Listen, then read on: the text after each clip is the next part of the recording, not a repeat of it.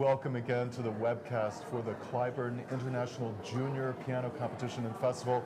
I'm one of your webcast hosts, Buddy Bray. Rachel Naomi Kudo, your other host. Rachel is with us for the preliminary round and the quarterfinals, right? Yep. I'm sorry we don't have better weather tonight. It's a little bit of a stormy night in Dallas, but we're here anyway on the campus of Southern Methodist University, the Owen Fine Arts Center.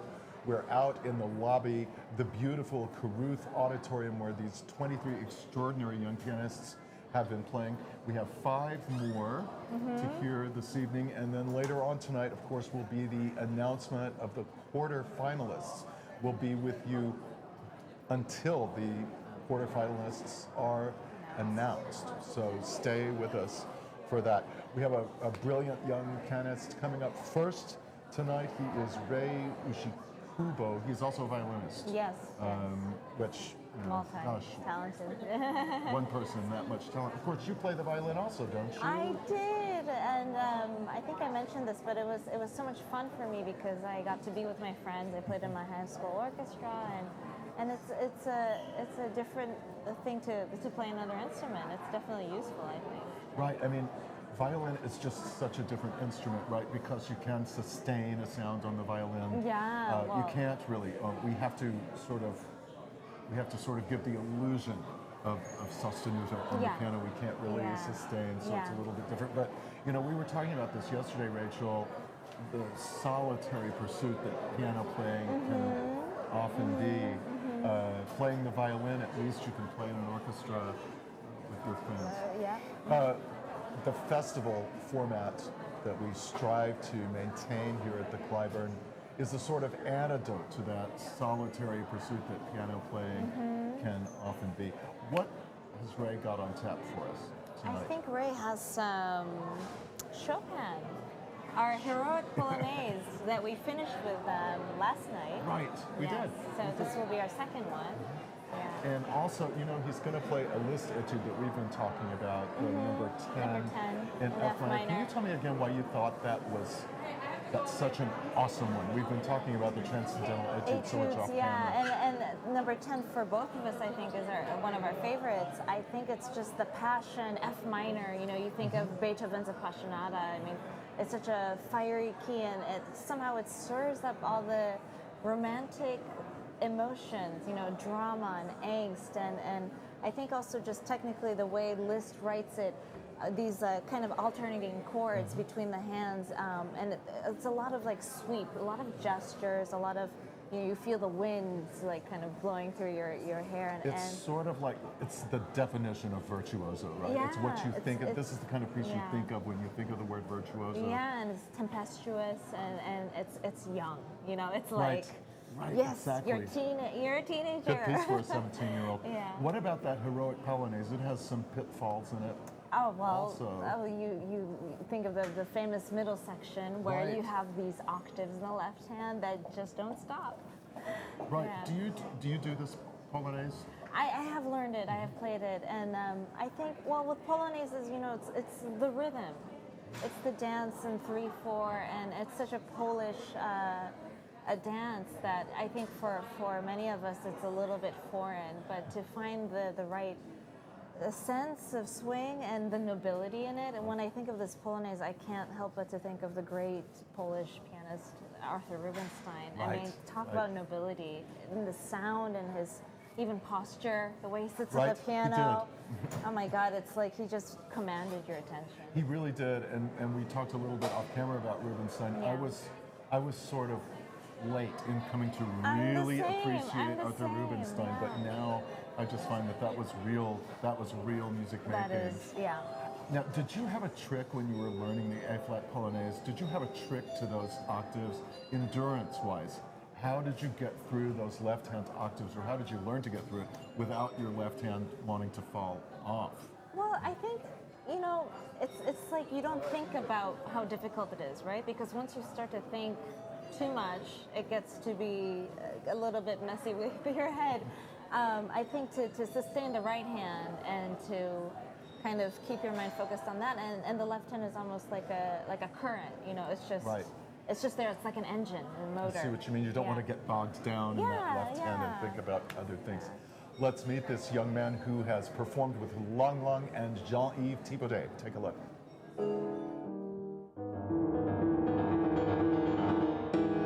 My name is Ray-Ritchie Kugel. I am 17 years old and I am from Riverside, California. When I was 5 years old, I saw this Japanese TV drama show called Nodame Cantabile, and this protagonist was a aspiring conductor who also was a great pianist and violinist.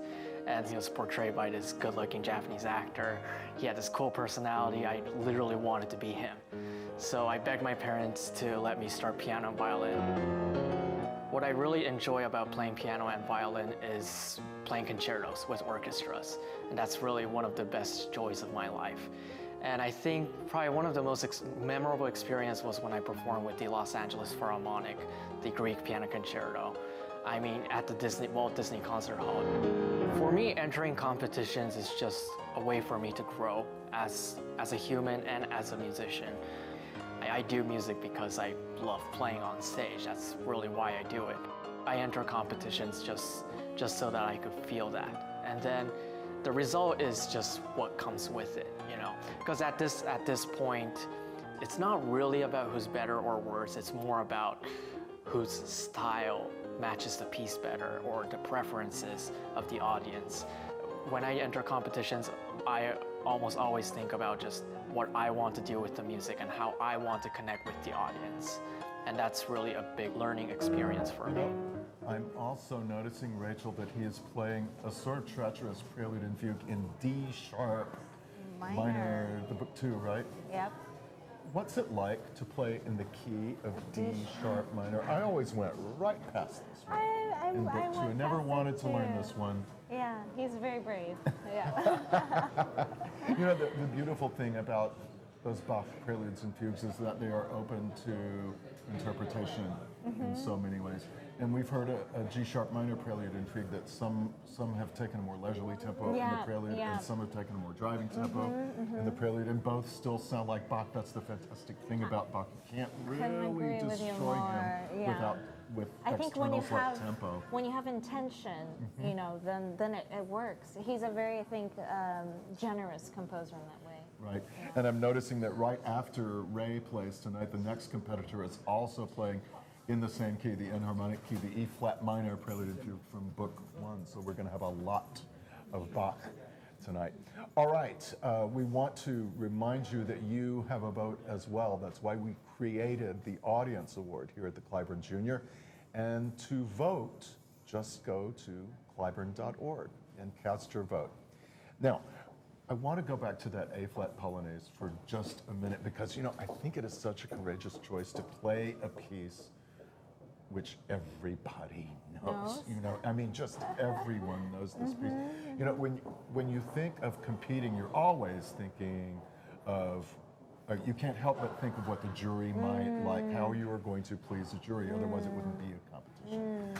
But playing a piece that not only the jury is going to know, but really everybody in the audience will have heard this before. What do you think of when you're performing a piece which you think everyone knows? I mean, you know, that's a great point because I think you should think, you know, I mean, not to make it too individual. I mean, you don't want to say, what can I do? You know, not so much that way, but I think you do have to be thoughtful in just making sure that you know what your mark is or you know what you feel about the piece, because if you just play it, you know, as it goes without too much care, then it's going to be very apparent because, like you said, the piece is so well known. So I think if the competitors have studied it well enough and they know the structure, you know, they know harmony and how they interpret the piece, I think that's the most important part. It's all about being true to the piece and to yourself at the same time. Yeah. We're going to take you to stage now. Here's Jonathan Tsai. Band form, the Polonaise in A-flat major, opus 53 by Frédéric Chopin. And he will finish his program with the Transcendental Etude number 10 in F minor by Franz Liszt. Please welcome to the stage, Ray Ushikubo.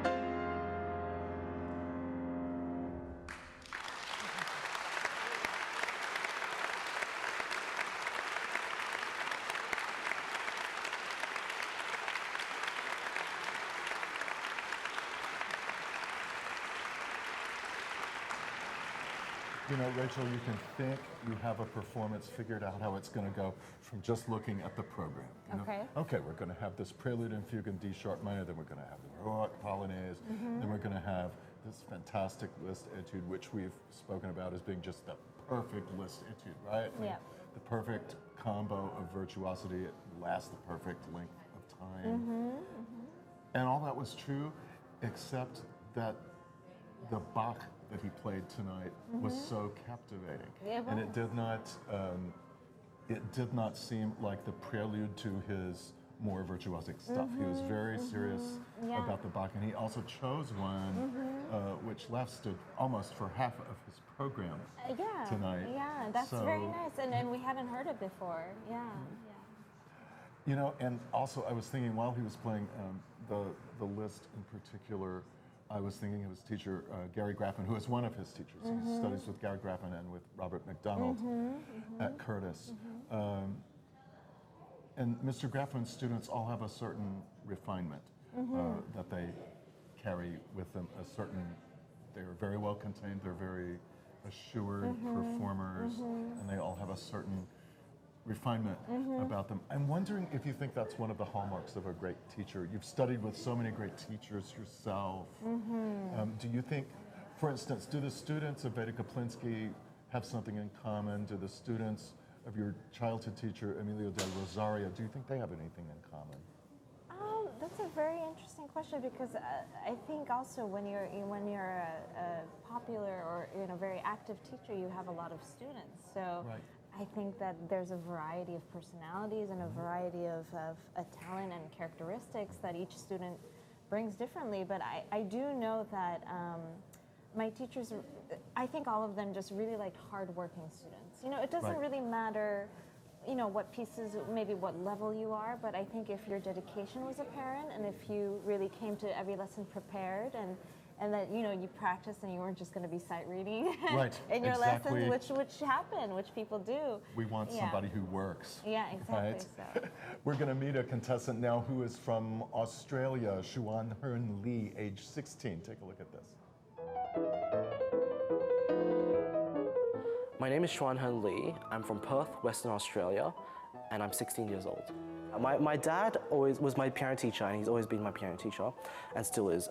He took the piano as a toy for me, and instead of getting me to just sit and play the piano, he actually brought stuffed toys, cars.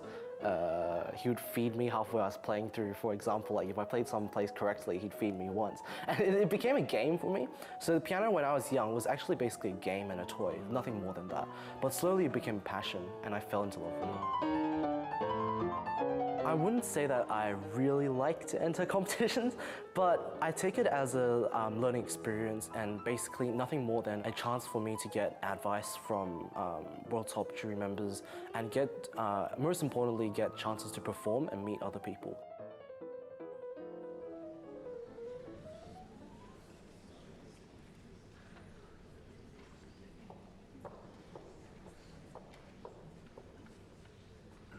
Our next competitor is Chuan Hearn Lee, representing Australia at the age of 16. He will be performing 3 works. First, the Prelude and Fugue in E-flat minor from the Well-Tempered Clavier Book 1 by Johann Sebastian Bach. And then the Etude in G-sharp minor, Opus 25, number 6 by Frédéric Chopin.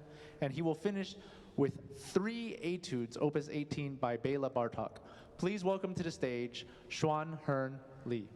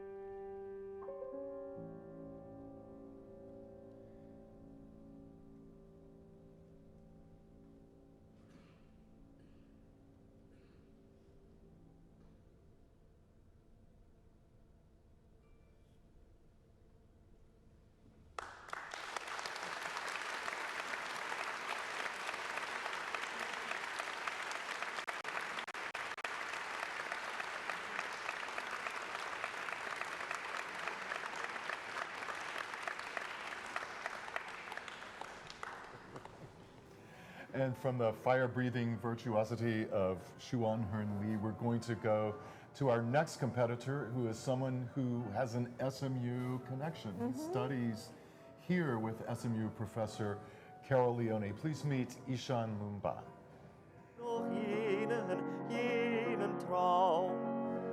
I was 5.5 when I started.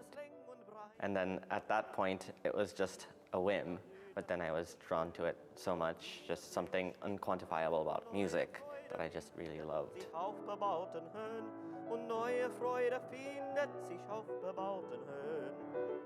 There were times at the piano where I was just so enjoying it, just so engrossed in it, that nothing could tear me away from it. My parents were constantly looking for opportunities to maybe take me outside to the park or take me for exercise or have me finish all what I'm doing before I go back to the piano. For example, eating dessert or dinner, I would have to finish before getting back to the piano.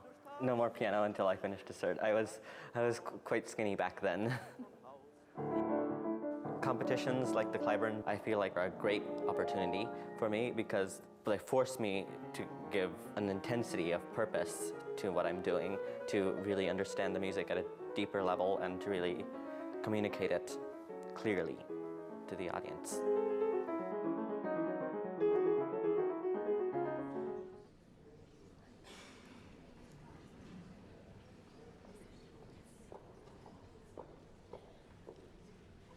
Our next competitor is Ishan Lumba from the United States, age 17. He will be performing 4 works. First, the Prelude and Fugue in C# minor from the Well-Tempered Clavier Book 2 by Johann Sebastian Bach. Then the 3rd movement of Franz Schubert's Sonata in A major, D664. Then 2 works by Chopin. First, the Mazurka in C# minor, opus 63, number 3, and then the Etude in G-flat major, opus 10, number 5, also known as the Black Key Etude. Please welcome to the stage, Ishan Lumba.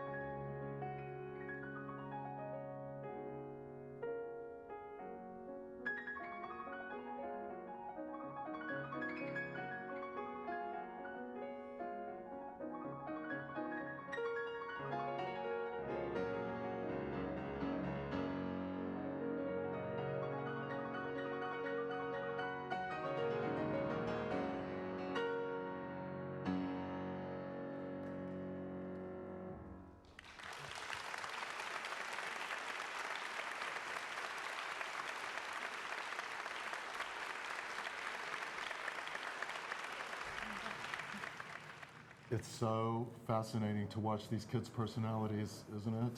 Come through. Chuan Hearn Lee was doing that fire-breathing virtuosity in those Bartok etudes. Ishan Lumba shows us something completely different. Chopin mazurka. Yeah. Right? Yeah, What a courageous choice. That's our beautiful first. and poetic. Yeah. Absolutely, and that Schubert sonata as well, playing a Schubert sonata movement, also just soulful and just really, really beautiful. He showed us a little virtuosity as well. Of course, in the Chopin Black Key Etude. This Cliburn International Junior Competition is about more than just competing, of course. We've designed it so that it's a total experience for these young people. Take a look at this video we did with our Cliburn president and CEO, Jacques Marquis. We're here at SMU and the Cliburn is presenting for the first time in Dallas the junior competition and festival, and we're so pleased to be here. In the next few days, we'll have young competitors between 13 and 17 years old playing concert, doing seminars, doing piano lessons, most importantly, learning about music, learning about life. The partnership is fantastic with SMU. SMU just bought 10 new grands, Steinway, and all the kids are going to the pianos now and practicing.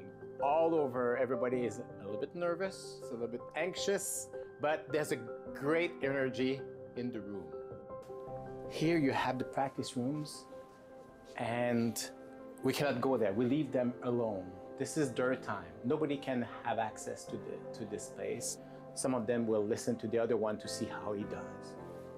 The kids are very interesting. At this age, there's less filter. I think the personality is still growing, but all of them are very, very, very talented. And suddenly they come here and we bring the best of the world, and they will compete and learn. And that's the main point. We want them to learn a lot through this competition. This is Ruth Hall. This is where we'll have the prelims, the quarterfinal round, and the semifinal round. There will be 23 for the first round. From 23, we go to the second round at 14. And after that, to the semifinal round to 6. And the 3 last will play with the DSO at the Meyerson. And this is the piano that they will all play on.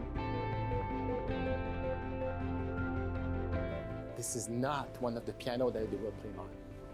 It's a nice piano. What are you doing today? I'm just getting the cameras ready. The webcast will be from the first round to the last round. The webcast is our way to keep in touch with the world and bring the eyes of the world to Dallas. We had in 2015 for the junior more than 250,000 views. We hope really to be more than 300,000 views this year. We don't want this to be a cutthroat competition. This is a learning experience, and the jurors are there to do that. And this is the jury room. We gathered the jury from all over the world. They are established musicians in all the countries. What we want them is to share with the next great artists, to share their knowledge, their passion, their vision, their experience with them. They will meet all the competitors individually to talk about their performances after they're out of the competition. It's kind of doing a master class in front of 7 masters. The most important thing for the kids to take away, I think, is I want them to embrace all these opportunities for the future.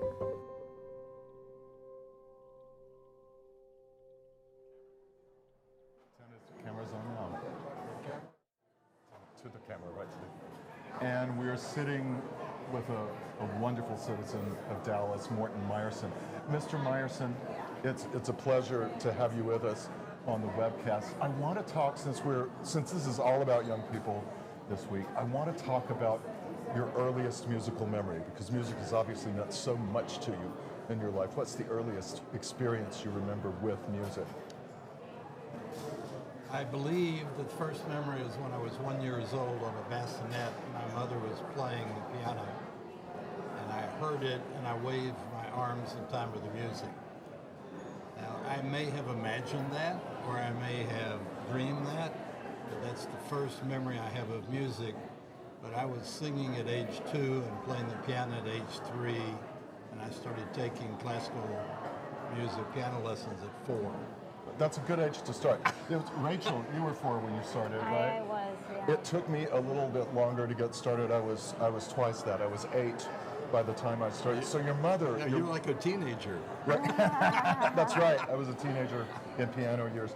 So your mother must have been a pretty good pianist then? My mother was a great pianist. She played the accordion, she sang. My father sang, played the drums, and I just kind of followed along. So to her then, it was important. If she was playing to you in your crib, she must have thought that would sink in there and that was an important experience for you to have at one. Well, it actually went further than that. My mother played classical music to me when I was in utero. Wow. For 9 months. And then she played from the time of my birth forward.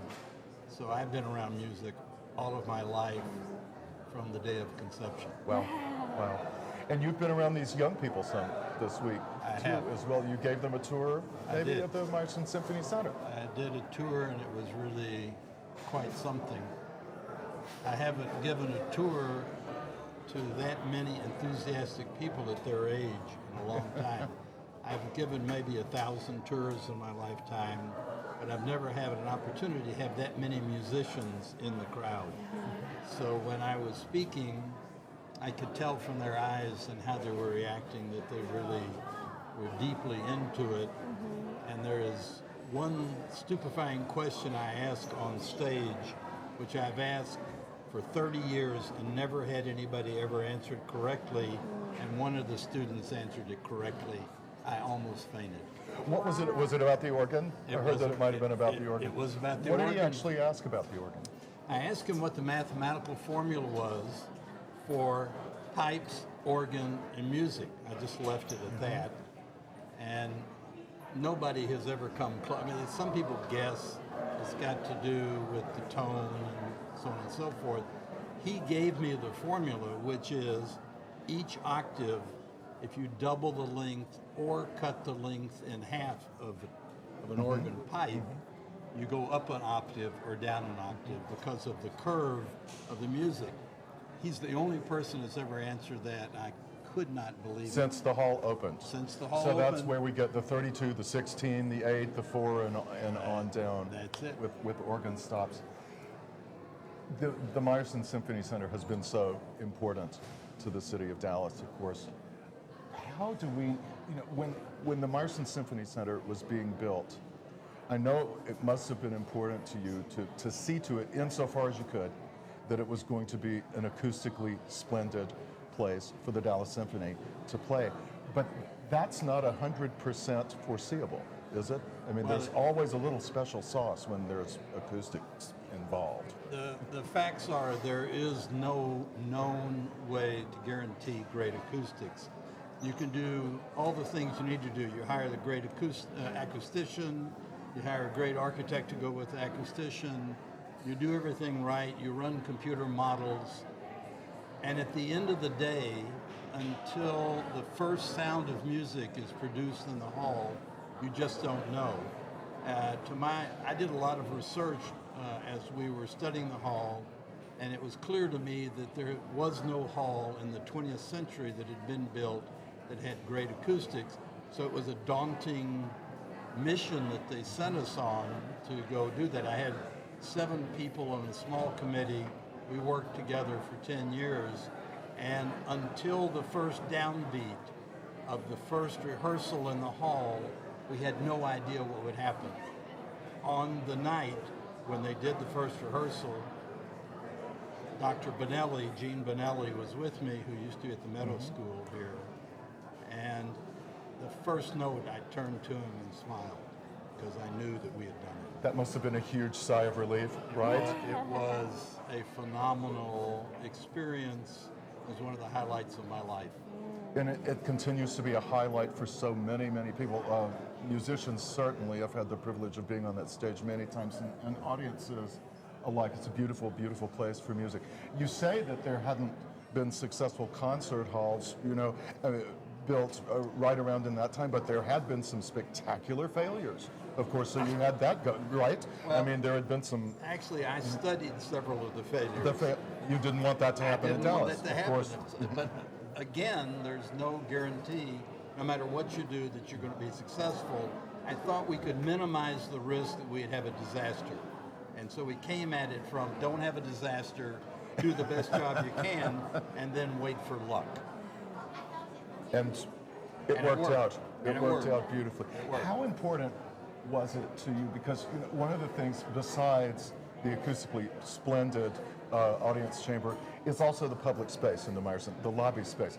There is so much of it. You never feel cramped inside the building. How important was that to you to have places for the people? Well, our committee got together, we studied acoustics, we studied architecture, we went to many different halls around the world, small, medium, large, old, new, and what we wanted to do was write a brief for the architect and the acoustician, which we did. And when we wrote the brief, it basically was a 2-page manifesto. And what we said is we wanted the warmth of the hall, Concertgebouw, in terms of the sound. We wanted the clarity of music Rheinsaal in Vienna. And we wanted to have an elegant space that people would be elevated as they came into the hall. They could hear people have electricity and energy in the air. But when they ascended to the hall, they would be prepared to listen to music in an elegant way.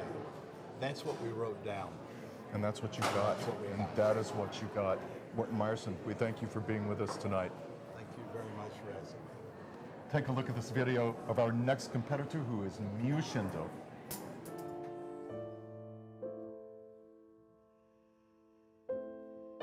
I really like Tchaikovsky's Variation because I can imagine about Russia.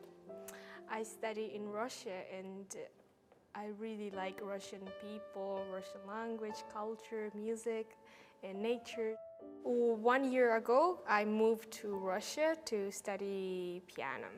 I study with Valery Piasetsky. He is very great musician, pianist, and teacher. When I couldn't speak Russian language well,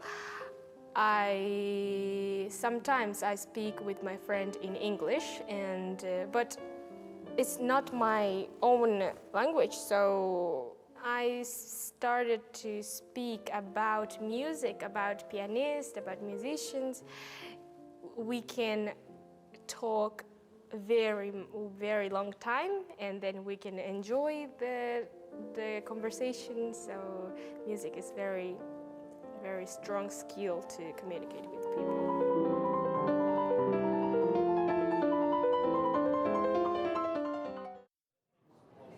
As we keep reminding you, this is not just a competition, but also a festival. And we have young people coming in from all parts of the United States and all over the world to take place in the festival events, as well as the competition events. And we've got one of those to talk to you now. I'm going to let Rachel take the lead on this one because they have a person in common. This is Josephine Chan. So Josephine, you're from San Francisco, right? Yes, I am. I know your teacher, Elizabeth. Mm-hmm. Yeah. We've met a long time ago, but It's so cool. yeah, it's a small world. Yeah, and I've watched a lot of your videos Oh, too. really? I know. I Oh, remember that's your vlog from the embarrassing. Chopin competition oh my and gosh. everything. Okay, let's not talk about All that. right. No hall of shame for me. But what's your experience been like here at the festival? Tell us what you've been doing. Are you practicing? Are you socializing? What are you guys up to? A lot of both, really. I came into this a little bit worried because I didn't know. I know everyone here is going to be so good and such a high level, and I was like, do I really, am I really supposed to be here? But everyone here is so welcoming, and honestly, I've had a lot of practice time, and I've also met a bunch of people, and we've really become a big family. A lot of us are actually bilingual. Yeah. A lot of us speak Chinese, so we throw back and forth with Mandarin and Chinese, and sometimes we speak Cantonese. It's all over the place, and I really enjoy that. I think we've become really close, and it's just, I think, been 3 or 4 days. We went to, with Mr. Meyerson, he did the tour, which was amazing. I remember just staring at the hall and snapping so many pictures, because I was like, maybe one day, I'll sit on the stage. but You'll like it when you do, I promise. You will like that place. I really think so. But watching all the competitors compete, that's so amazing. Like I was running in Yeva. She's my roommate. So I was running back to like get to see her in the hall, and I was standing in the really back, and I just remember just watching like in so much awe, like all these competitors. They're so like they genuinely just love what they do, and you can feel like the passion coming out. And I just remember just like staring at her. So yep, everything. Can I jump in and just ask you just a couple of very practical things, which I have not bothered to find out from anybody else, and that is, how is the practice time structured here? Do you sign up for hours just like in the real world at college, or how does that work with? I mean, are you assigned a practice room, or how does that work? How have they made that work all the for you? competitors are assigned practice rooms and practice room times on grands because just to ensure, because there's a couple of grands and a lot more uprights. And festival participants get to participate in master classes and community concerts and lessons. So whenever that's the case, before that we also get hours on the grand. We also can sign up whenever on the uprights and stuff. And there are a couple grand free spaces that like at 9 a.m. the sign-ups open, so there's a huge line of us just trying to like, it's all color-coded. Michael, he's so good. Every single day he comes up with the color-coded sheet. Yellow spots you can write, you know, blue is all assigned, green is for the festival, so all those yellows go away so quickly. But now that the competition, the first round's almost done, there's been way more grand piano spaces, so I filled up my name today. Fantastic. Yep. And then does everybody have a roommate? Are you in the dorms? How does that all work? Yes, I think most of us have a roommate. I think a couple of them live by themselves in the dorm, but I think all my friends do have roommates. Oh, fantastic. So what's coming up for you in the next few days? Do you play in a master class, or? I actually just finished all my festival activities today. So did you play for somebody? Did you play in a master class? I played in a private lesson with Fantastic. Miss Uta. Oh, fantastic. Yes, that was on the first day. Second day I played for Miss Anne-Marie McDermott, which was so amazing. I just remember being, like, we were on the same wavelength the whole time. We just went through, cruising through, and it was so good. I got so much good advice. And today I actually went to North Center, North Park Center, and I performed at the mall, which was a very amazing experience. I've never actually played at a mall before. They moved the Steinway in the mall, and they mic'd it up. So it was like I've never had an audience from like 360-degree direction, because there were the people sitting, and then there were the people up on the second floor who were looking down, like, what's going on? And I saw a lot of phones out, and then people behind me. So that was a very surreal experience. Fantastic. I noticed in some photography we have from North Park today that you guys had a big audience today. It was huge. That's fantastic. Yeah, and it was so fun too. Everyone seemed so like excited, and when we were done, a lot of people came up. This little girl, I think she was 10, and she plays piano, and she wanted all 4 girls' autograph. So we all wrote like a little message here, said happy practicing, and we signed our name. So you're getting used to signing autographs then, right? This is my first one. I think. Oh, really? Yeah, That was your first one today? I think so. Oh, fantastic. What did you work with Anne-Marie on? Mendelssohn Variations. Oh, good. Yep. Awesome. Seems What? to be popular here. Yeah. There have been a couple of performances in the preliminary rounds of that. Rachel and I have talked about on camera what a popular piece that's been, what a really good piece that is for this competition. It's even what all it funnier shows. during the practice rooms. Oh, you like hear because it. they're not super soundproof.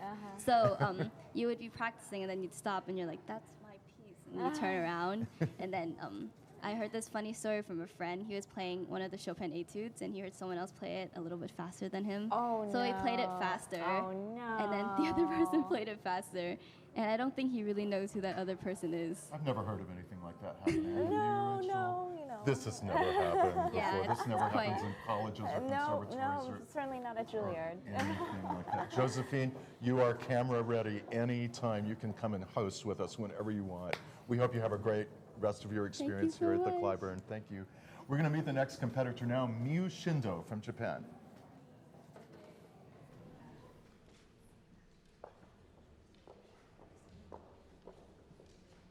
Hello, everyone, and welcome back. This is a friendly reminder to please turn your phones off I don't know if anybody had their phone go off with the emergency weather alert during the intermission, but we had a couple backstage. So this is a reminder, please turn your phones off as they do override some of the mute functions on phones. Let's continue on with our next competitor. Her name is Mew Shindo. She is from Japan, and she is 17 years old. She will be performing 3 works. First, the Prelude and Fugue in C major from the Well-Tempered Clavier, Book 2 by Johann Sebastian Bach. Then she will perform La Campanella from the Paganini Etudes by Franz Liszt, and then she will finish her program with a performance of Tchaikovsky's Theme and Variations in F major, Opus 19, number 6. Please welcome to the stage, Mew Shindo.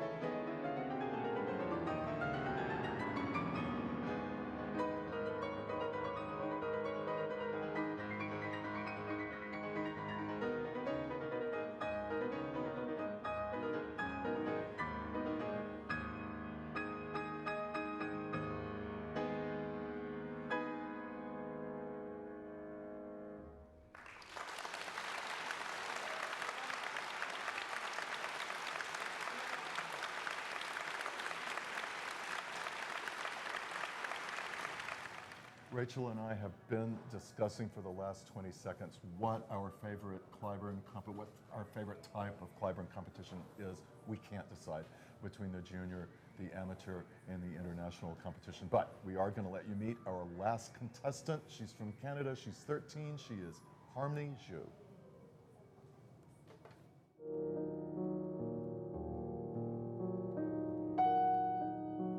My name is Harmony Zhu. I'm 13 years old and I'm from New Jersey. I'm in 7th grade and I have a bunch of favorite subjects. It's really hard for me to choose. I would say I really like math and Spanish. I also like Latin a lot. And I study in the Juilliard College with Veda Kaplinsky. I love performing for all types of audiences. I love it when they come backstage afterwards and like tell me that my music touched them or things like that, because I love making audiences happy by playing piano. I'm hoping that I'll be able to grow as a musician and as a person by entering the Cliburn Junior, because performing like repertoire for a really supportive audience is definitely different from playing like really challenging repertoire for esteemed judges.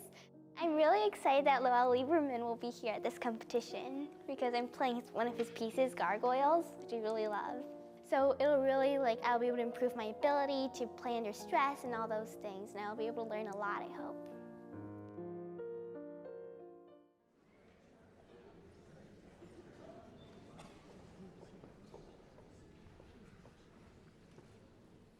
Here's a little friendly reminder. We will be having the announcement of our quarterfinalists at approximately 10:15 right here. We welcome you to come and join us for that ceremony.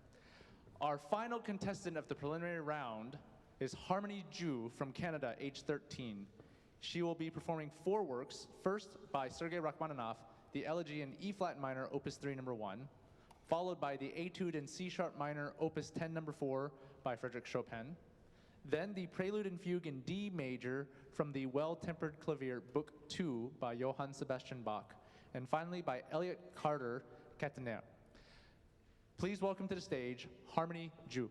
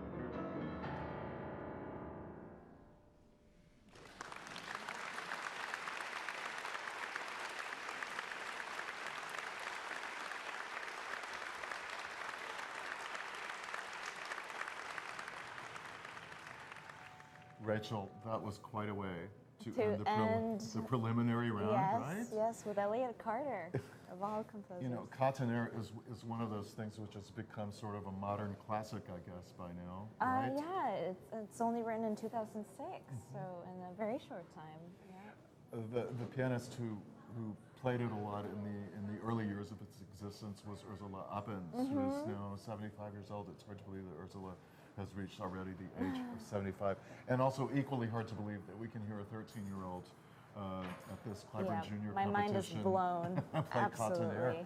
Yeah. We've heard it several times in the Cliburn International Piano Competition. Shuan Chan played a really great Catenaire. Rondant played Catenaire, I think, in that competition. But to hear a 13-year-old do it, it's a record, I think. There should be some sort of world record. I think it really is. And we were looking at her repertoire earlier. You know, she started with that beautiful Rachmaninoff elegy, which a lot of us play when we're her age or before her age. But she didn't have too long to lull us into a false sense of security before she launched into that Chopin C# minor etude at such a furious tempo, and then this Catenaire. Certainly a highlight. Preludes and Fugues. Did you hear your favorite one during the preliminaries? I did. Do you have a favorite? I mean, there's so many beautiful ones, but I do have a soft spot for the E flat minor, which we did hear today.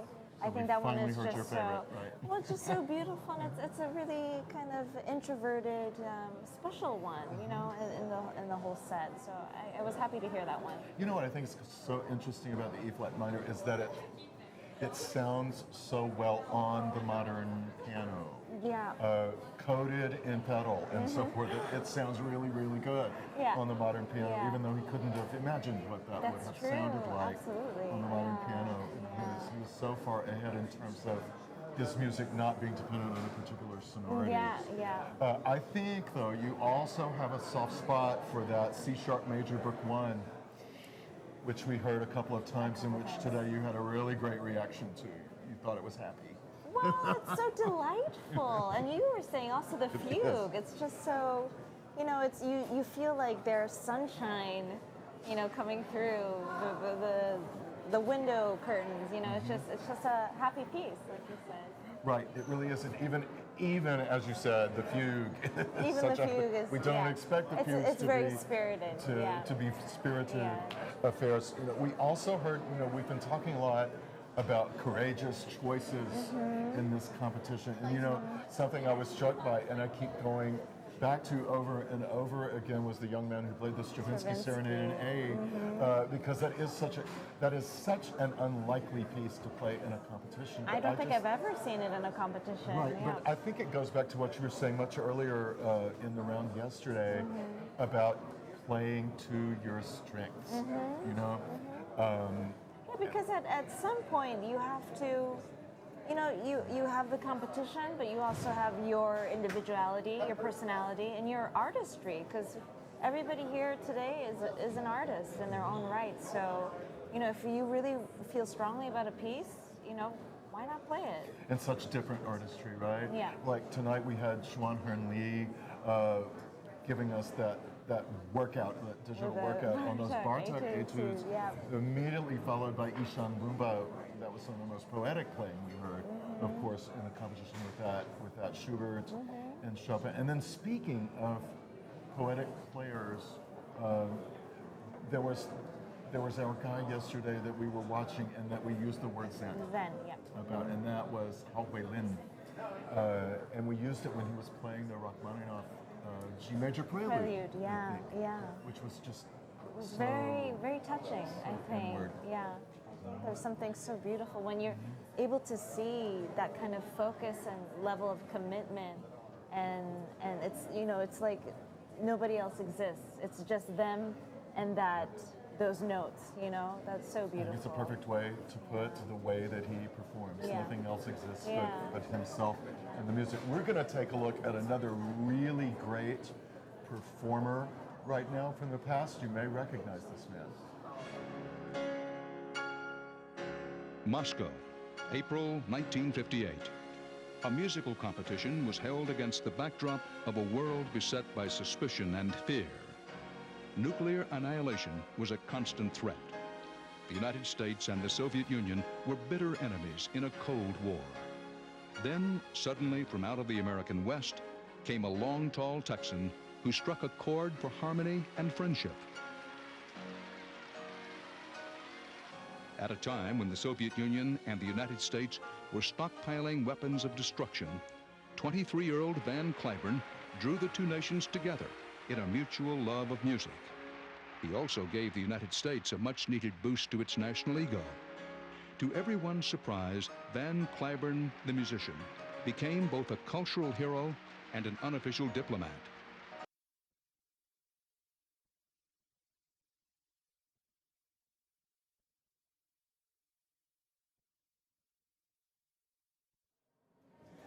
We are sitting with the chairman of the Cliburn, and that's Jeff King. Jeff, you recognize this man who was on the monitor just a few seconds ago? I did. The great Van Cliburn. The great Van Cliburn. You know, it's interesting now, Van has not been gone that long, but his spirit permeates all these contests, I think, and I have so many memories of him.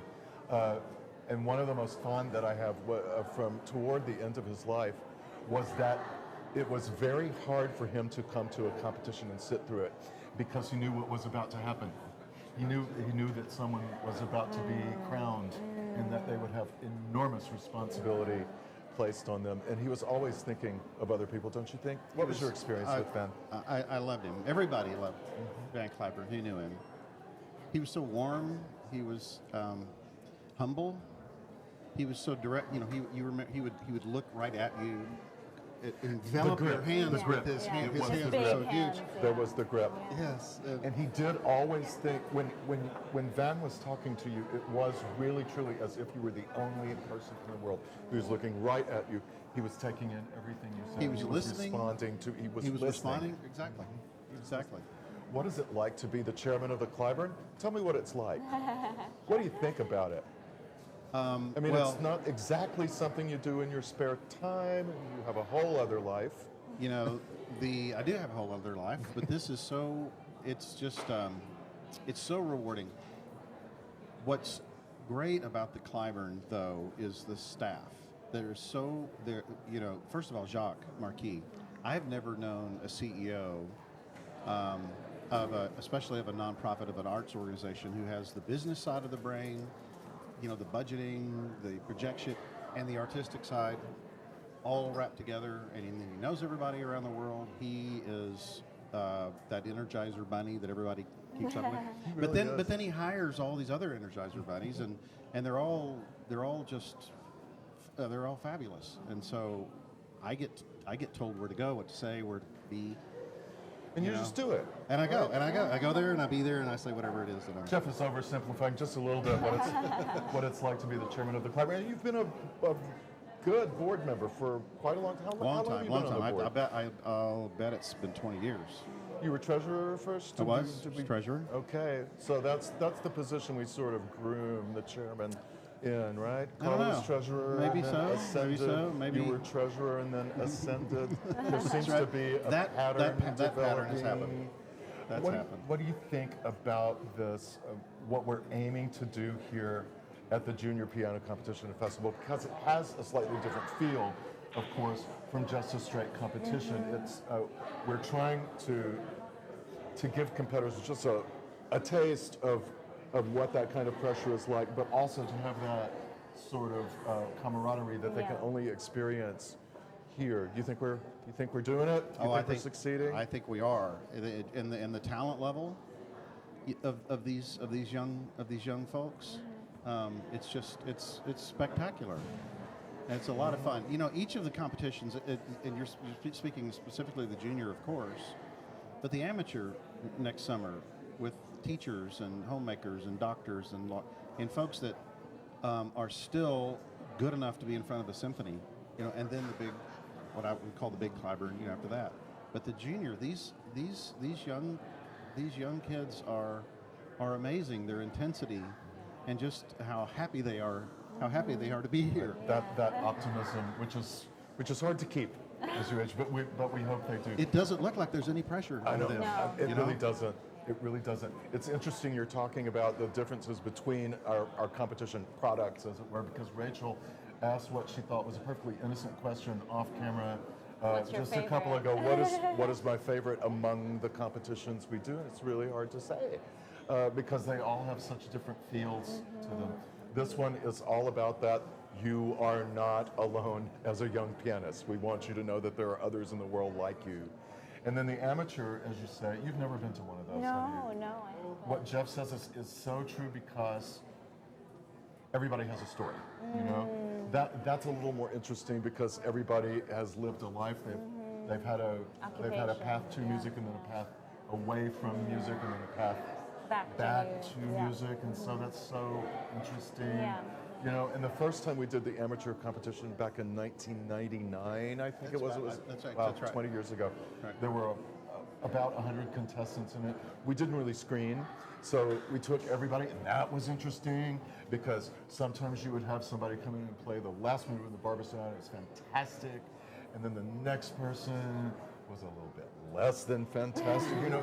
So that kind of kept it interesting. Yeah. And now we've sort of established a baseline on the amateurs, so it feels more like a competition in a way. And then we have the big one that you were in 2017.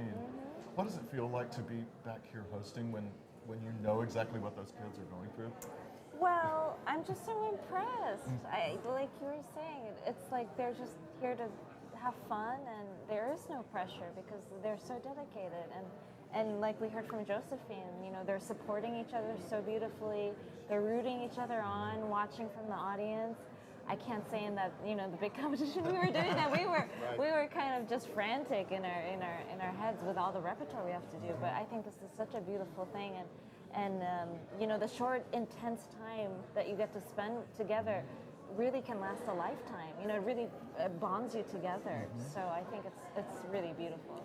You know, another thing that I think the Cliburn does really, really well and always has is establish those relationships between competitors and hosts, competitors and host families, and then, you know, we've had so many competition winners and competition medalists make their homes in Fort Worth. And I loved what you were saying yesterday, that, you know, it's a Cliburn family. And I think that's so unique and so special. I mean, I can't think of another competition that I've been to where it was so inviting and warming, and you have such wonderful staff and such wonderful hosts, and that, you know, people make a difference. Volunteers. Yeah, the volunteers are the soul of the whole thing. We really think so. Volunteerism in this part of the country actually is such a phenomenon. Really, there needs to be a documentary about it someday, because we could not produce Cliburn competitions without it. Speaking of the Cliburn, we have a short video of the end of the 2017 competition and gold medalist Yaguan Sunwoo. Watch this.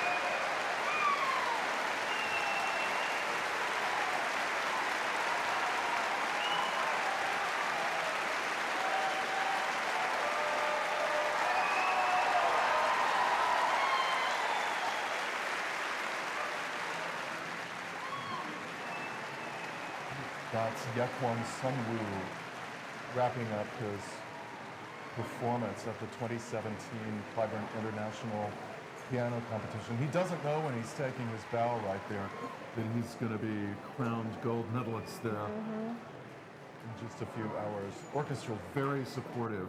The Fort Worth Symphony is just one of those orchestras now that is sort of really professional at following pianists. And we'll have Marin You have a Alsop. little bit of experience, yeah.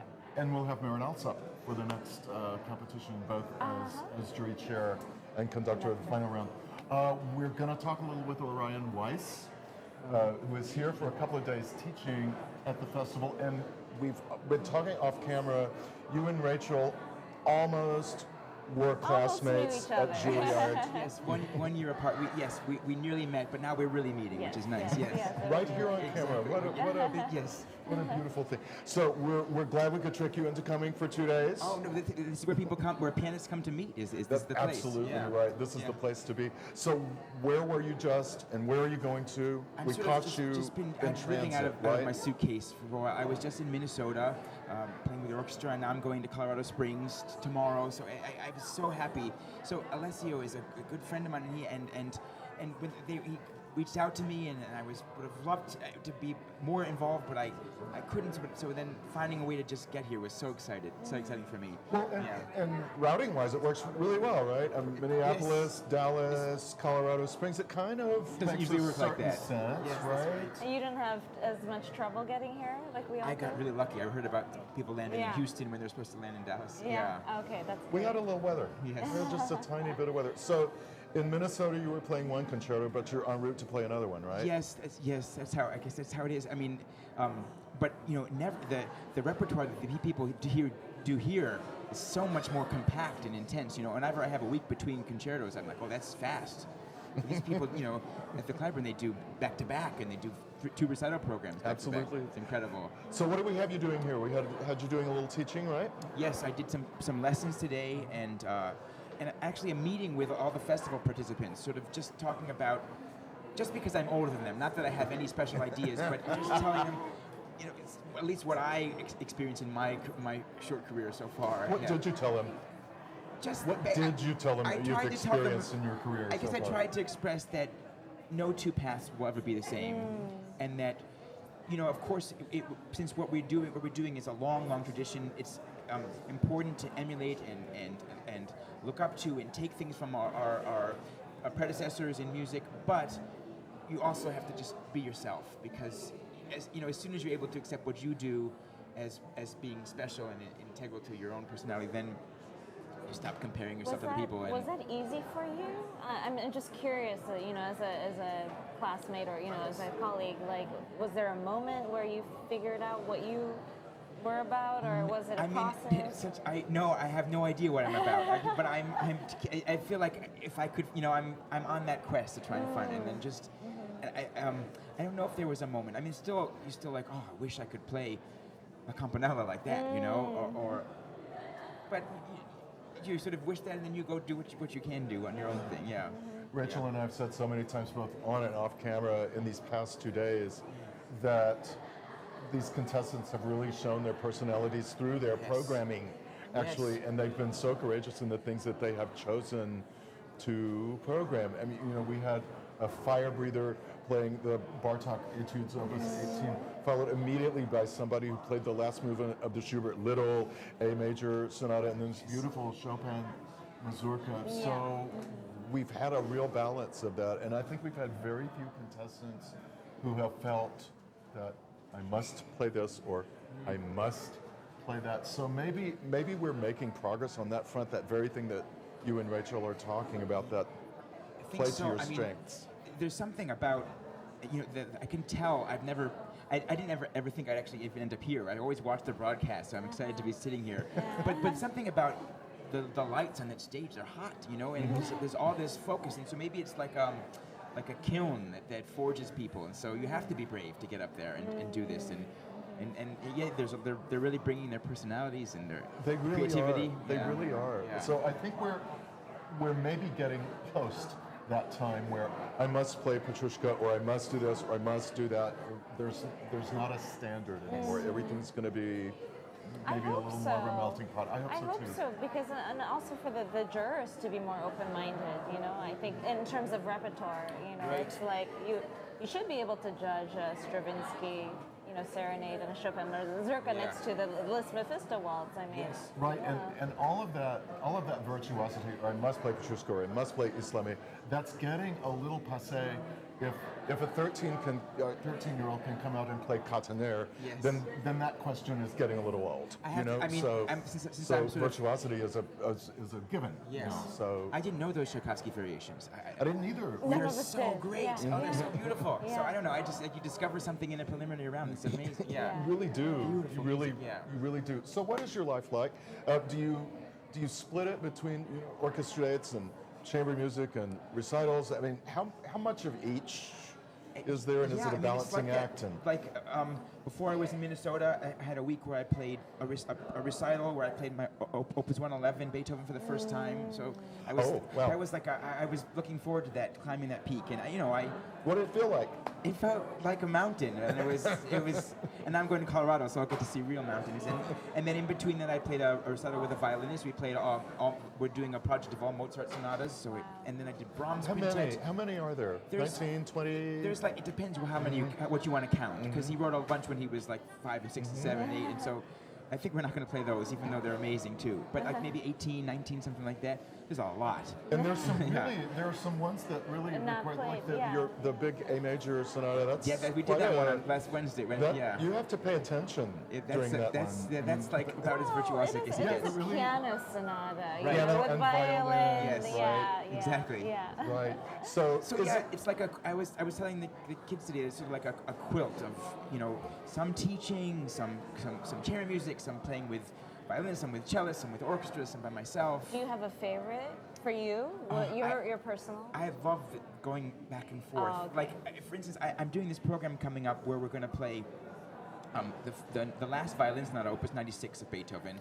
Then I'm going to play Opus 101 piano sonata, and then I'm going to do Opus 102, the last cello sonata, Opus 102, number 2, and then 97, the Archduke Trio. So it's that's one program? Yes, one program. Then you're going to go home and collapse, right? Yes. You're going to be a little... I'm going to hibernate after that. You're going to need a little TV. That's very rich. I think you're going to need a little TV after But it was my idea, and I just thought, well, it all balanced. You learn from chamber music, you learn how to play your solo music. I think that's really interesting for the audience. Yes. Yeah, I don't think you hear a program like that. Orion Weiss, thank you so much for being with us. It's so fun to be We've got a video about a special person that we always have at Cliburn competitions, with whom we could not do without. Take a look at this. Please welcome Hong-gi Kim.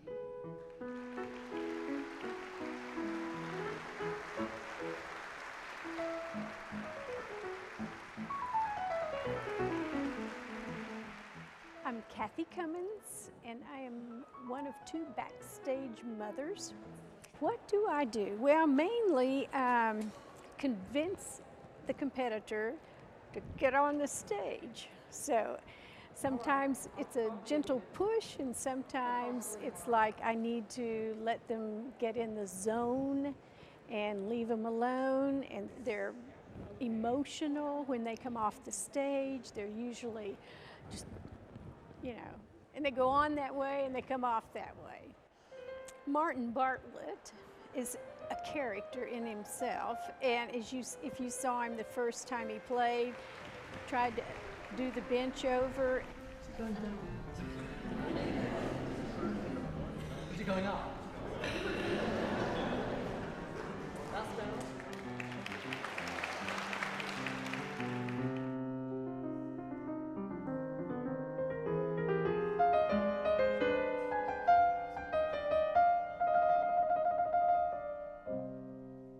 I told him the next time he came out, I said, "Do you have the bench under control?" And he said, "Oh, yeah, yes."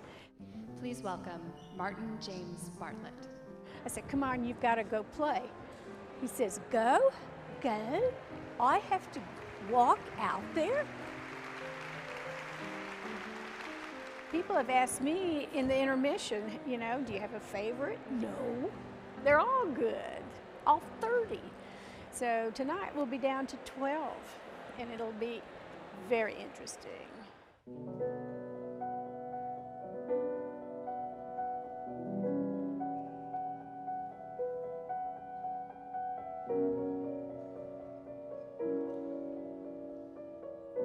Here are the names of the people who go to the next round. Yuri Favorin, Yu Tong Sun, Kenneth Broberg, Tony Yukuyan, Han Chen, Han Ji Kim, Leonardo Perdomenico, Daniel Shu, Yekan Sun Woo, Yurji Chehadze, Dasol Kim, Rachel Chung.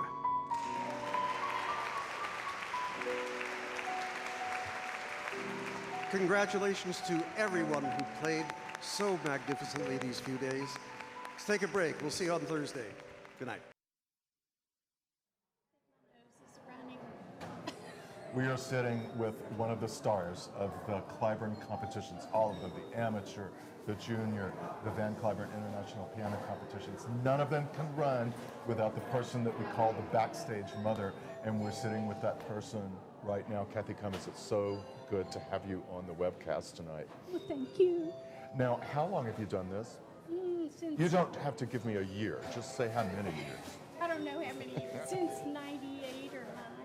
But we've always had the position, right? I mean, since the beginning, you took it over From Louise. from somebody. Canifax. Now, Rachel, do you remember Yes. in 2017 that there was somebody backstage? No, yeah, and I remember the warmth, and it was cold backstage, and it was just so, I don't know, so comforting for us, you know? I think that moment when you're waiting, that's kind of the worst. Of course, there's so much on the line. I mean, there really, truly is And so much to on the have line. somebody there, you know, to feel like family and that you want the best for us. I think that's like the best feeling you can give somebody before, you know, they're ready Before to go I on. push them on the Yeah, stage. you have to push us. But tonight. Have you ever had to do that? Um, Have you ever had to push anybody on the no, stage? But tonight we had to hold them because we have to wait until comes off stage. Announcer. Okay, Jonathan. Jonathan, thank you. Remember, I just had a birthday, so now I'm even older. And I'm called not the backstage mother, but the backstage grandmother because Sarah? Sarah is the mother. Oh, really? You're training a new one, huh? I'm trained. Well, she knows 10 times more than I do. She's way smarter than I am. But so I'm the grandmother now. Wow. Now, tell me all the things you have in your goodie bag back there, because you have got a whole layout back there. We do, but the most important thing is the heating pad. We have a heating pad, and everybody puts their hands That's popular. in it. Yeah, very popular. We had one person use the mirror. We've had one person they'll drink a glass of water or something like that. But we've really cut back on all the stuff we've got out there. Really? Yeah. So at Bass Hall, I mean, I think you have more stuff. At Bass Hall, you have more room to have more stuff. Yeah. That too. At Bass Hall backstage, this is a little smaller backstage area. Yeah. But have you had backstage emergencies in your time as the backstage mother and now grandmother? When Olga's dress strap broke right before she went on stage, we had to sew it on her. Louise and I did. Oh, yeah, the red dress. Oh, the red dress. Yeah, we had to sew it on her. And now she gets them from, I think, Neiman's, and they're gorgeous. But this was her first big one. What's the most unusual request anyone has ever made back there? Oh, gosh. I mean, heating pad's pretty good, right? I mean, heating pad is pretty normal. Maybe some alcohol? Oh, no, that would be unusual. We would like that. But, probably when Stanislav Udanich went through the bench thing, he had to have a certain bench height. Well, and it was a totally separate bench from what we were using at the Cliburn. Yeah. So that was different. You've done another bench thing, I think, because one amateur competition, it might have been the most recent amateur competition, we didn't have the fancy bench. Okay, oh, the hydraulic. And you went and got one. Hydraulic. You just We went and got one. bought one. You went and bought one. Because we didn't have one. What was the guy's name? That's here a lot. Ken Isaka. Isaka. Yes. I Our can't dear think of friend. anything. Yeah. He's darling. Yeah. But he, he just couldn't believe we didn't have one. So I said, well, let's go get one. So we did. That's just the way Kathy is, and that's just the way so many of our volunteers have been at the Cliburn through the years. They've sort of had that can-do spirit, or if we don't have one, just tell me where to go get one, and I'll do it. We do. You know, Do you and go the to host Walmart? families. Where do you find a hydraulic bench? From it was another piano company, not a Steinway, but I think now everybody has one. So, which is They are smart. useful, yeah, We had two people that for this competition, that someone else had to sit on the bench and make sure it was low so that they could raise it, but they couldn't make it go down. They didn't weigh enough. Most of us don't know that. There's so much to think of. There is so much to think of backstage. Kathy Cummins, we thank you. Just keep going. Just keep doing it another 30, 35 years, something like that. We need you. 25. We're going to let you see what we do in elementary schools almost every day of the school year in Dallas and Fort Worth. Take a look.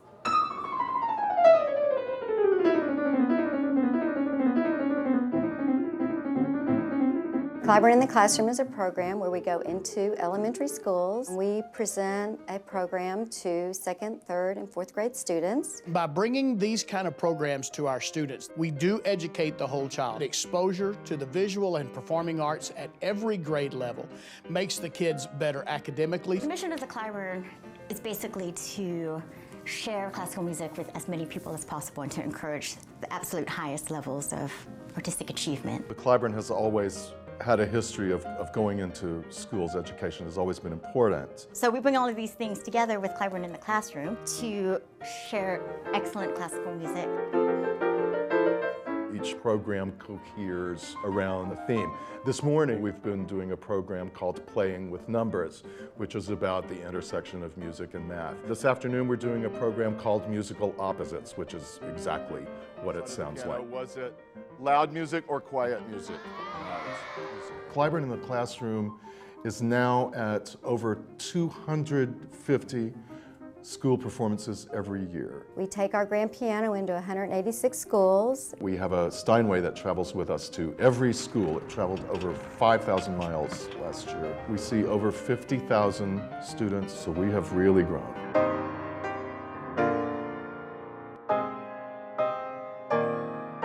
For the kids to get to see an artist play that grand piano live in their school, that is a great thing for our kids, because otherwise they may not get to see an artist play live in concert like that. One of the great things about this program is that we're able to offer it for free to all of the school districts and all of the schools that participate. I think it's really important for our schools to be able to have this program free of cost, because we are predominantly lower socioeconomic disadvantaged district. We have over 70% Title I schools, most of which are our elementary schools. So by bringing the Cliburn into the elementary schools, it's really provided those kids with an opportunity to get exposure, and especially to piano. So for them to get to hear and see one of the great artists that they bring in, and to hear how that relates to what they're learning in school is just a fantastic opportunity for them. The kids are not ever just sitting and listening. There's always an activity. The programs are written to be interactive. They always do a great job about incorporating the kids into questions and activities that go along in these concerts. We try to make them super excited about classical music, and we also try to make sure that it matches their curriculum. They write lessons that will touch on things that we're talking about in our program. So they might write a report on one of the composers that we talk about.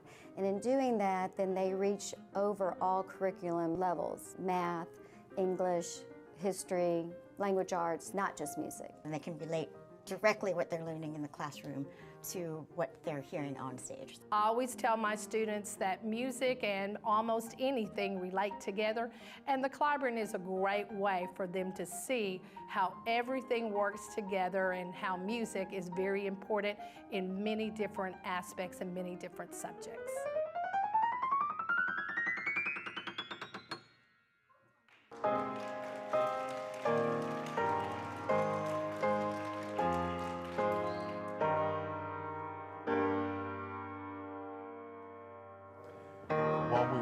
For the announcement of the quarter finalists. This is when it starts to kind of get exciting, Rachel, of course, because we're going from 23 pianists to 14 pianists, and this is when it actually starts to feel like a competition, when there actually is that first announcement, when they're after the first elimination. It's like that's when your brain starts to just this wasn't just a string of short piano recitals. It really was a competition.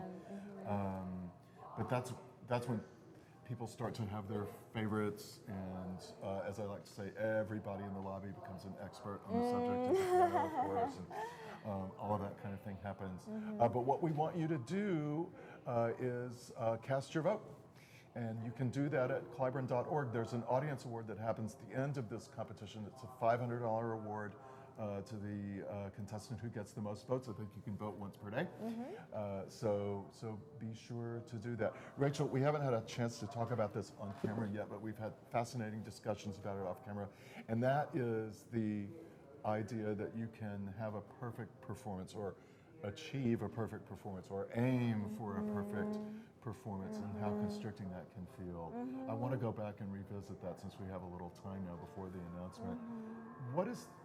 How does that work through your body, mind, and spirit when you think of the word perfect? What happens? I think that's such an interesting concept, because I guess it's almost natural when you are preparing for a competition that you just think, oh, I can't make mistakes. Oh, I can't have a memory slip. Oh, I can't do this. I can't do that. I have to be perfect. And like you said, it is very constricting, and it's like very subconscious. I don't think we even realize that that's what we're striving for. But unfortunately, when you kind of take a step back, you're thinking, oh, I'm just trying to, be perfect in a way. And I do kind of question that, because nowadays the technique, the level is getting so high. So. Is perfection really what we want to strive for? Right, and also, when you were describing what it was that goes through you when I mentioned the word perfect, everything we say to ourselves is a negative. I can't hit a wrong note. I can't have a memory problem. I can't do this. I can't do that. So, of course, when everything is a negative, I can't, then you're bound to. It's very interesting. It's a negative. It's a wholly negative feeling, rather than saying I am aiming for perfection or I'm striving for perfection. Maybe we just ought to try to do the best we can. Of course, and I think it's beautiful because most of the young pianists we've heard, what they've said is important to them is to communicate, and that is so beautiful. And that is exactly what we have to remind ourselves, that this is not about. Don't make a mistake so the juror doesn't, mark me Right, that's wrong. just so tough to do in the context of a competition to try to remember. But I hope the platforms like this will encourage also, everybody listening online and watching, tuning in to connect. Don't judge. Don't say, oh, she made a mistake. Oh, she's out. No, this is not what it's about. It's about, what you feel when you hear this person play, or like we were saying, you understand the personalities, you understand the individualities, and that's what we have to celebrate.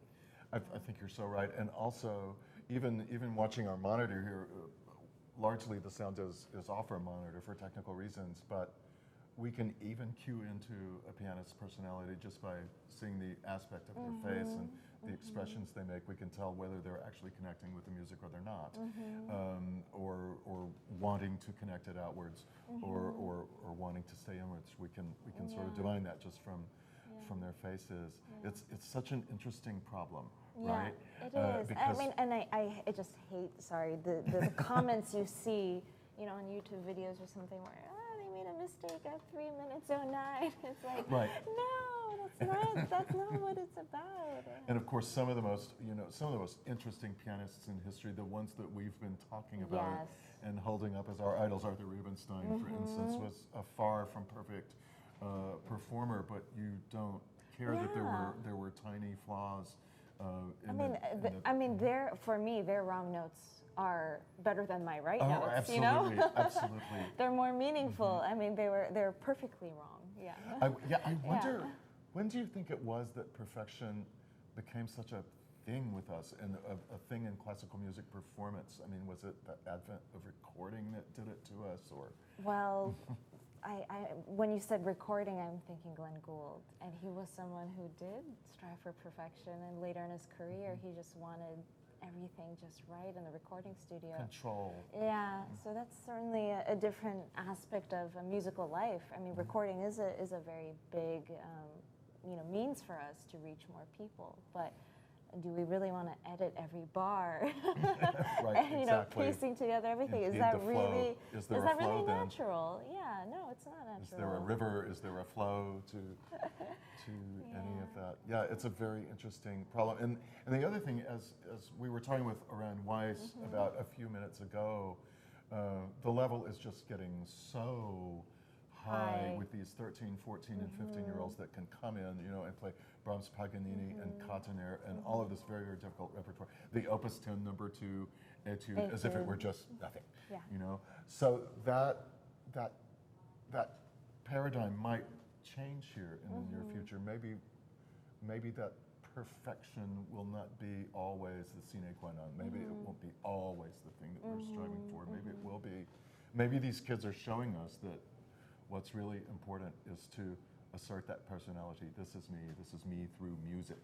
Yeah, absolutely. I keep going back to those kids. And I think a beautiful thing if being a musician is, I think, also our sound, right? Sound is so unique to each of us. We have one piano, but you have 30 pianists. We all play on, the same piece on the same piano. We're all going to sound different. I think that's such also a beautiful part. Yeah. Speaking about things like that, we've had, and we've talked about this on camera already, but late Chopin works for some reason bring out the critic in almost every pianist. Works like Polonaise Fantasy and the F minor Ballade, which we haven't heard, but we might in later rounds. And what was the Barcarolle and the F minor Fantasy. Why do you think people have such personal feelings about those pieces? And like my own really crudely stated opinion was, everybody's Barcarolle sounds wrong, but mine. I think it's maybe the history of it. If I think about the recordings I love or used to listen to, like Michelangelo, we're talking about him, or Martha Argerich or Pollini. I mean, they don't play it the same way. They don't play the same tempo. They don't have the same phrasing, and I think there's just some freedom, in the late style of Chopin that's not like the etudes, not like the preludes. Not quite as objective. Yeah, and there's something very mysterious and esoteric, I think, and I think that is the reason why there's more leeway in interpretation and more variety. Depends on your own heartbeat, your own personality, as these kids are showing us. Okay, I think we have some news for you. Let's go down to the stage. Are we coming back to us at the end of this? Hello, everyone, and welcome to the quarterfinalist announcement for the 2019 edition of the Cliburn International Junior Piano Competition and Festival. It gives me great pleasure to introduce these three distinguished gentlemen. First, the chairman of the board of directors for the Cliburn, Jeff King.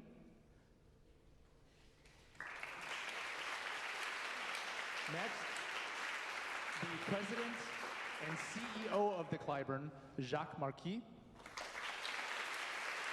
And finally, the chairman of the jury for this competition, Alessio Bax. I will now cede the podium to Mr. Jeff King. Thank you. Has this been a great couple of days, or what?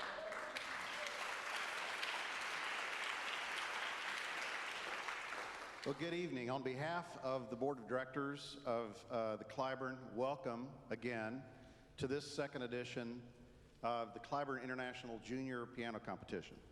This is, again, the first time in history, in Cliburn history, that we have produced a signature competition outside of Fort Worth, and we have been thrilled to have brought the junior to Dallas. The welcome and support here has been beyond even what we dreamed about. Our deepest gratitude to Mrs. Laura Bush, our honorary chairman. Thanks also to our host committee and our financial sponsors. And finally, there are over 200 volunteers who have come together to work on this competition, and they are the true soul of this competition. If you are one of those, and you saw several up in the little shop, but if you're one of those, please accept our appreciation and love as the newest members of the Cliburn family.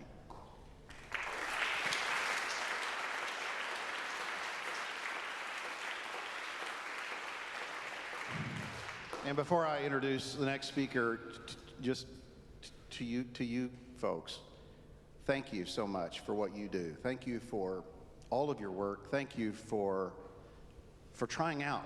Thank you for coming. You have inspired us all. Thank you.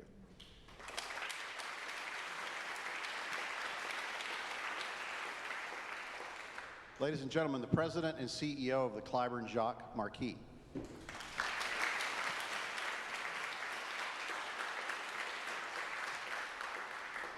Thank you, audience. Thank you, online audience. So far, we had 30,000, a little bit more than 30,000 views from all over the world, and this is fun. Thank you, SMU, for hosting us. Thank you, the jury members, and I'll go where they're sitting, then, and hold your applause, please. Uta Weyen from Germany, Aviram Reichert. Okay, let's do that again. Hold your applause at the end. Aviram Reichert from Israel, Lowell Lieberman from the United States, Angela Chang from Canada, Philippe Bianconi from France, and Valérie Kuleshov from Russia. Now,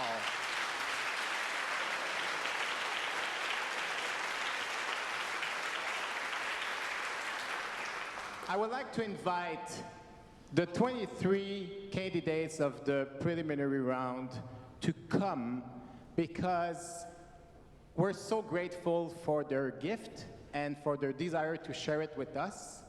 And I want to thank all of them first. Then I'll go from alphabetical order. Then JJ Bouy from Canada, please. Once again, let's hold our applause if we want to leave not too late.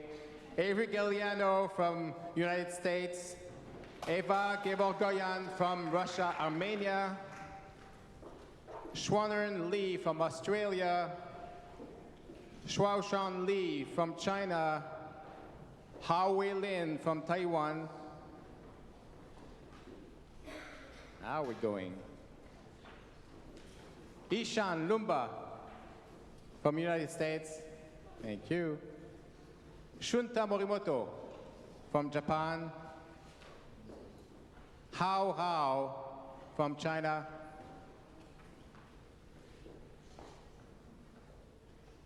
Benjamin Rawson from the United States. Casey Shao from the United States. Miyu Shindo from Japan. Sheng Yui Tian from Hong Kong. Sarah Tuan from the United States. Miyu from Hong Kong, Ushikubo from Japan, United States, Naomi Yamaguchi from Japan, United States, Jiwon Wang from South Korea, Boao Zhang from China, Yuan Zhao from Austria, Jingyu Zhu from China, Harmony Zhu from Canada,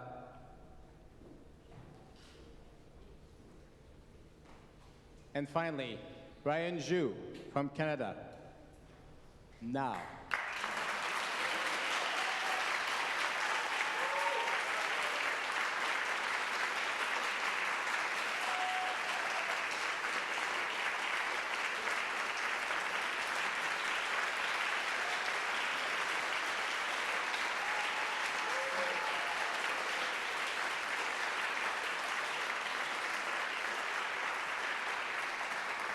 Okay, let's get back to your seat.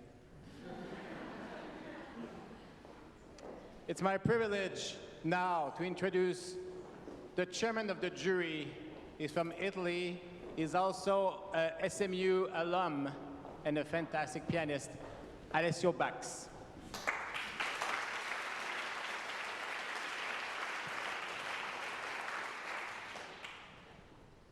Good evening. What an amazing 2 days we all had, and it's been so wonderful to share these incredible talents with all of you. On behalf of the whole jury, I'd like to say how privileged and honored we are to serve on this panel and to have heard so much talent, determination, and focus. It's really stunning and so inspiring to all of us. Now, this is probably the least favorite job that we have here during the competition, but that's the nature of the beast. So let's announce the pianists who are passing to the next round in no particular order. Mew Shindo from Japan.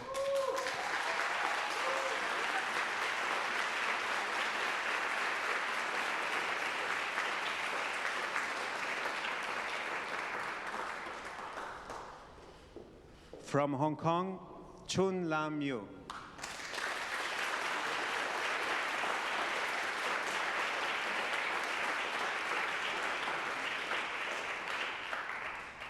From United States and Japan, Naomi Yamaguchi.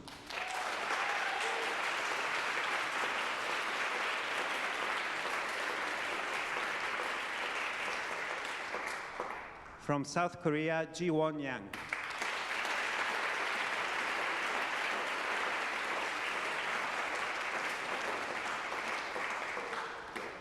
From the United States, Benjamin Russell.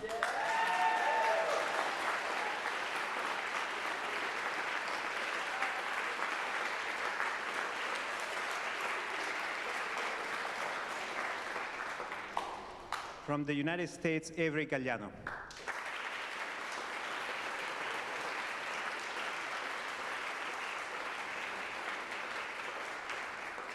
From Russia, Armenia, Yeva Gevorgian.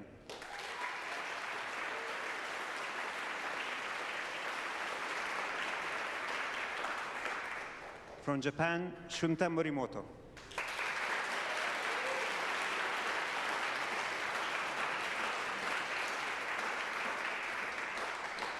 From China, Xuan Lee.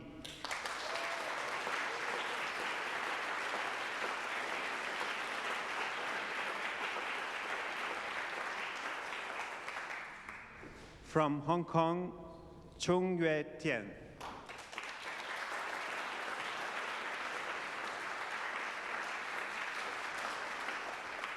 From China, Hao Rao.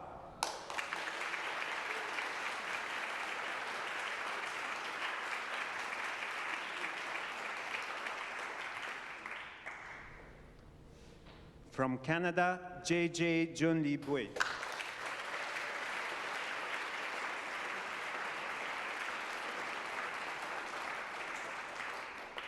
From Taiwan, Hao Wei Lin.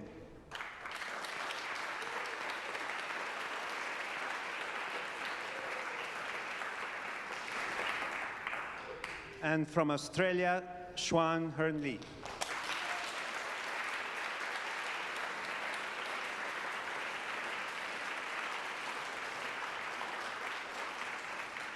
Thank you. These will play for the next 2 days, beginning tomorrow, in the same order that they appear on the first round, and beginning at 2:30 tomorrow afternoon. For the next 2 days, please come and see us or view us. Thank you. See you soon.